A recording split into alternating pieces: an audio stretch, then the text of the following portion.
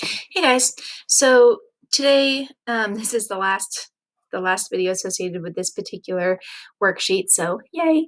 And then tomorrow we get to talk about magma. And this example problem that I have for you is actually almost identical to the one on your worksheet, except different numbers. But the setup's the same. The trick about the diameter versus the radius is the same. It's all very similar. I do not have one that's similar to this, but that's okay because you can think, and we'll talk real quick about what the formula that we need to use over here is. But for right now, let's get back to this right here. So we're trying to find this x, this length, this, oh, that's the height, right, that's right. If I stood this upright, then that would be the height. So how tall is this thing if it holds 25.12 cubic millimeters of, let's say, ice cream? I don't know. And then the diameter is this. Now, if the diameter of an ice cream cone was actually 4 millimeters, that's about half of your pinky nail right there. It's very small. So if that was the opening on your ice cream cone, I would be very upset. I would complain. So what we're going to do, we need to use the formula that we know. And so we know that the volume is 1/3 times pi times radius squared times the height. Okay, well, we know that the volume is actually 25.12. And so that is equal to 1/3 times pi times the radius. Dang, what's the radius? Well, I mean, this is the diameter that we're given. If 4 is the diameter, then what is the radius? Yeah, it's 2. So times 2 squared, which means 2 times 2. 2 times itself, I guess I should say. So 2 times 2. Oh, that's wrong. Times 2. And then times the height. Now, if we're looking at this,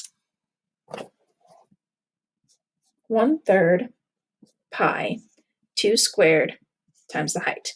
1/3 is a number. It's, very easily done in the calculator. Pi is a number. 2 squared is a number. The only one that's not a number is h, which in this case is actually x. So you know what? We'll go ahead and make that an x so that we know that that's what we're looking for. That's what we're looking for. So let's multiply all of these together in our calculator. 1/3 times pi, where's the pi button? There we go, times 2 squared is 4, so I don't really need to do that in here, but I could go 2 times 2. And that would give me 4.189. All right? And then times x. Now, all of this is the volume here. So all of this multiplied together is the volume. And I know you're thinking like, oh no, so many decimals, I'm so scared. And I'm like, guys, you have a calculator. You have a calculator. You know how to solve a one-step equation. We divide by the number touching x, which in this case happens to be 4.189. So divide both sides by 4.189. And guess what happens? Your brain doesn't explode because you're typing it into the daggone calculator. So we're going to clear this out. We're going to go 25.12 divided by 4.189. Nothing scary about it because they're just numbers that you don't have to deal with except to type them. And so, oh, there we go. And so x then, because this cancels out with that up there, x then is 5.996, which all of this rounds up because we're doing the nearest whole number,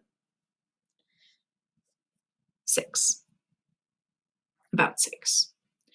So here, after we worked it all out, we get that 6 is x.